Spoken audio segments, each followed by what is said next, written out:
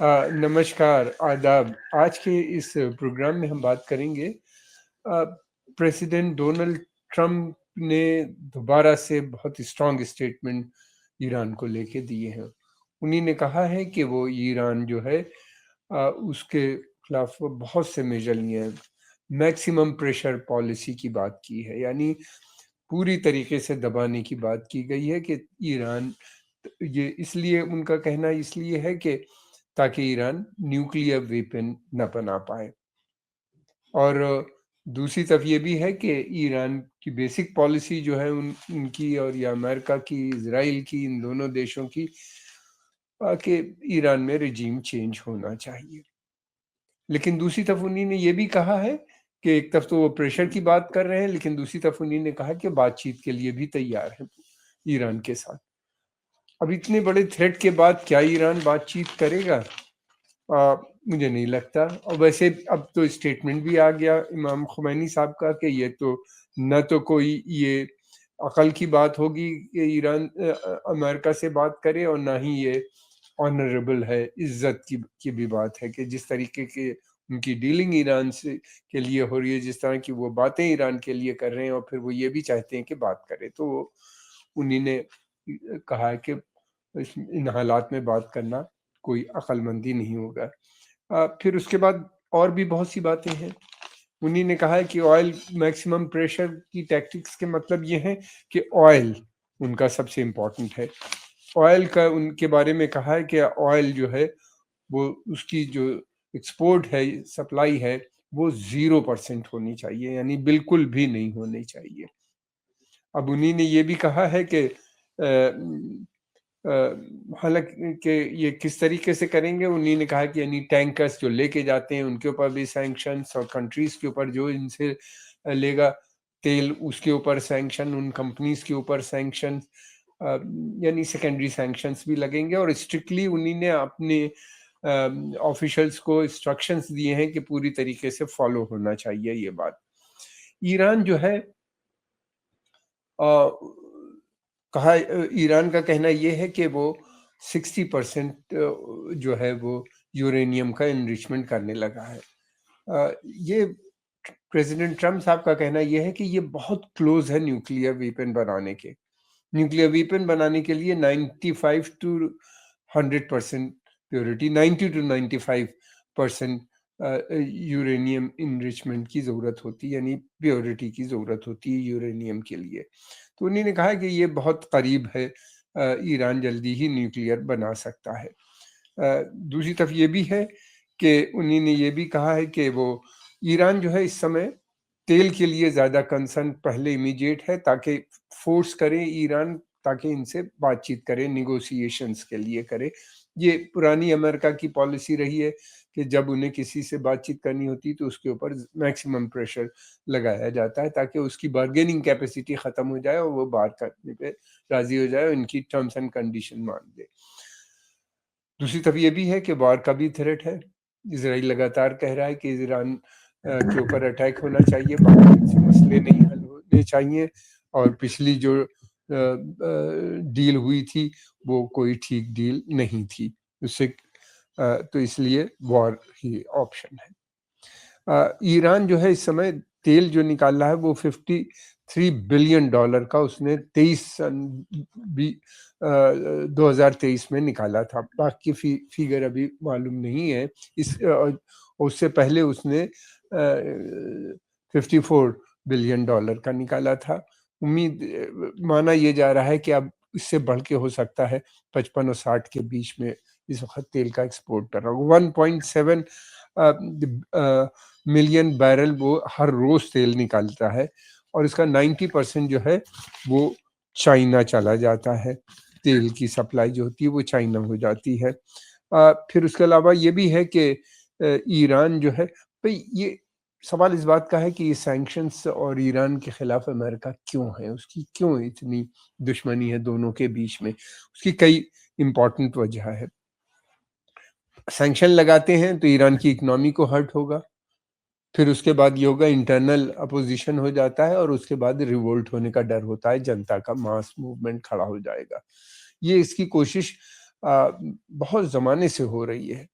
बल्कि जब से ईरानियन रिवॉल्यूशन आया है तब से कोशिश की जाए, सद्दाम हुसैन ने कोशिश की थी कि रिजीम बदल देंगे। वहाँ पे लड़ाई भी लड़ी इतनी लंबी, सब ध्वस्त कर दिया, लेकिन ईरान दोबारा से खड़ा हो गया। प्रेसिडेंट ट्रम्प के फर्स्ट टर्म में भी यही रहा और उससे पहले भी सैंक्शंस लग चुके हैं ईरान के ऊपर।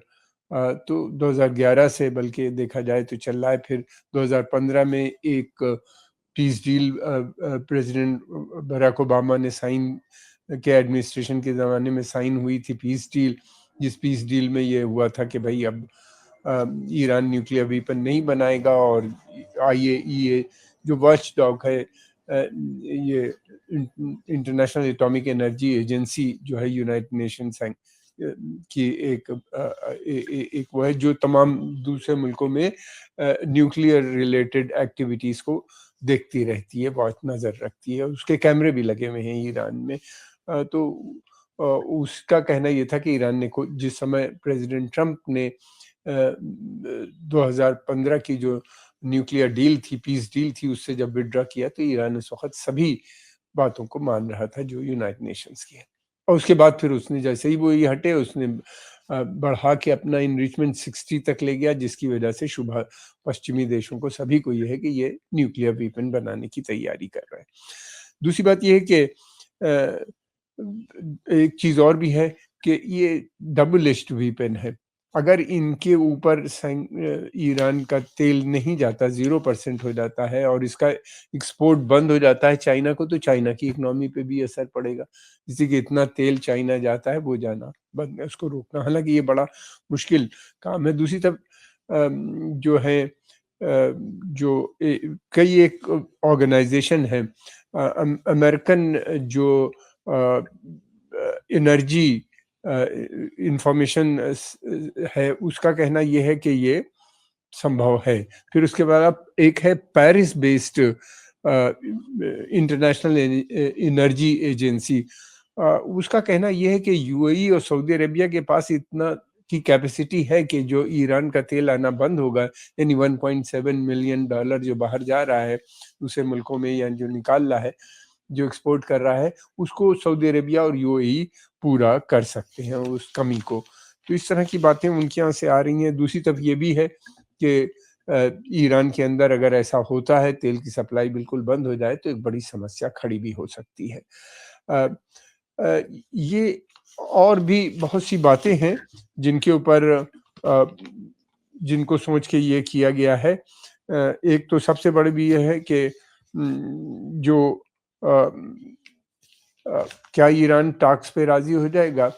ईरान के प्रेसिडेंट जो है मसूद पेज़ेश्कियान, उनका कहना ये है कि बातचीत होनी चाहिए पश्चिमी देशों के साथ। यानी जो यूरोप के देश हैं, P5+1 का जो पुराना था, यानी यूनाइटेड नेशन सिक्योरिटी काउंसिल के 5 परमानेंट मेंबर और जर्मनी के साथ मिल के जो होती है वो बातचीत हो सकती है, उसके साथ हो सकती है जो पहले हुई थी वहाँ के ऊपर, जिससे ये पीस डील निकल के आई थी। अब और भी बहुत सी चीज़ें हैं। 0% तक लाना तो मैं समझता हूँ कि बहुत मुश्किल काम होगा, लेकिन सवाल इस बात का है कि ये सैंक्शंस की पॉलिसी क्यों अमेरिका लगाता है? उसकी कई वजह है। अमेरिका की दुश्मनी और ईरान के बीच में जो दुश्मनी है, उसकी एक सबसे बड़ी वजह जो है वो ये है कि ईरान जो है अमेरिका इज़राइली जो पॉलिसी है उस पूरे क्षेत्र में, उसको अपोज़ करता है। दूसरी तरफ अमेरिका ये भी कहता है जो अपने पड़ोसी देश हैं, उनसे, अरब देशों से, कि आप अपनी सिक्योरिटी अमेरिका के हवाले न करें, सबलेट मत करें सिक्योरिटी को। और उनका कहना ये है कि सभी देश जो हैं उस क्षेत्र के, उनकी ज़िम्मेदारी बनती है वो इसकी सिक्योरिटी, पर्शियन गल्फ का जो पूरा रीजन है जिसको कि अरब खाड़ी का देश कहते हैं, खाड़ी कहते हैं, अरब खाड़ी कहते हैं, उस क्षेत्र में एक सभी देश मिलके अमन शांति बरकरार करें। फिर उसके बाद ये कहता है ईरान की एक और बड़ी समस्या है कि ईरान जो है वो लगातार पिछले काफ़ी समय से इज़राइल की मिलिट्री सुपीरियॉरिटी को चैलेंज करता है। और अमेरिका की पॉलिसी ये है कि इज़राइल की मिलिट्री सुपीरियॉरिटी है, वो बनी रहनी चाहिए। उस पूरे क्षेत्र में सबसे ज़्यादा शक्तिशाली ईरान ही को रहना चाहिए। फिर उसके अलावा ये भी है जो उसने पिछले काफ़ी समय से हम देख रहे हैं जिस तरह का उसका न्यूक्लियर मिसाइल प्रोग्राम और ड्रोन प्रोग्राम बने हैं, वो एक जिससे इज़राइल को लगता है कि उसकी सुपीरियरिटी आने वाले समय में चैलेंज हो सकती है। हालाँकि ईरान मैं समझता हूँ कि अब हम ईरानियन की समझ में आ गई होगी कि ईरान पे अटैक करने का मतलब ये है कि अमेरिका और पश्चिमी देशों पे अटैक करना। जिस तरीके से सपोर्ट इज़राइल को मिली है पिछले कुछ महीनों में, 15 महीनों में, जो गाज़ा को लेके जो ईरान के समर्थक ग्रुप, जो ईरान समर्थक ग्रुप जिसको कि अमेरिकन्स कहते हैं, यूरोपियंस कहते हैं कि ये ईरान की प्रॉक्सीज़ हैं, उन्हीं ने जो पहले हमास की सॉलिडेरिटी में जो इज़राइल पे अटैक किया था, उसका जो जिस तरीके से इज़राइल ने जवाब दिया और जिस तरह के वेपन सिस्टम उसको का इस्तेमाल किया, फिर यही नहीं बल्कि उसको लगातार वेपन सिस्टम और पैसा भी पश्चिमी देशों से लगातार आ रहा था। तो और इंफॉर्मेशन भी जो वार से रिलेटेड है, इंटेलिजेंस इनपुट भी कहा जाता है कि वो भी उसको मिल रहे थे। तो ईरान को ये बात मैं समझता हूँ समझ लेना चाहिए कि इज़राइल के मतलब इज़राइल नहीं है बल्कि पश्चिमी देश हैं सभी, अमेरिका समेत। ये इस जंग से एक बड़ा लेसन मिला है, मैं समझता हूँ ईरान को, और ईरान की जो पॉलिसी थी कि इज़राइल को कंटेन करने की, वो भी मैं समझता हूँ कि काफ़ी हद तक नाकामयाब रही है, इसलिए कि ईरान जो है कंटेन होने के न होने के बजाय वो और शक्तिशाली हो गया, क्योंकि उसको सीरिया की हुकूमत बदलने में कामयाब हो गया, लेबनान में उसकी जिसका कारणवश लेबनान में एक प्रो अमेरिकन, प्रो पश्चिम हुकूमत बन गई जो हिजबुल्लाह के से नहीं डील करेगी, या हिजबुल्लाह की बातें भी नहीं मानेगी। तो इस तरह से इज़राइल का वहाँ भी फ़ायदा हुआ है, गेन है।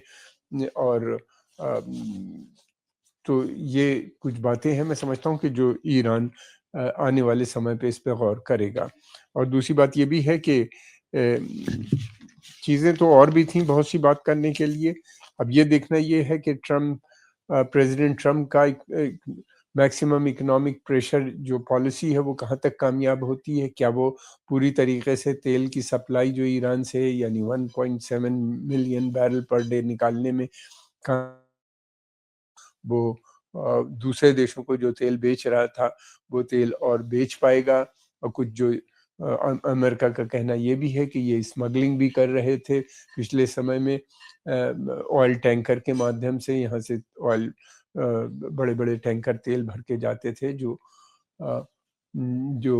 दूसरे मुल्कों में तेल सप्लाई करते थे, इसलिए उन कंपनीज़ पे भी सैंक्शन लगेगा जो इनके टैंकर्स, ऑयल टैंकर्स यानी तेल को कैरी करते थे, जिसमें एक भारत की भी कंपनी है, उसका भी, जो भारत बेस्ड एक कंपनी है, उसका भी नाम आया है।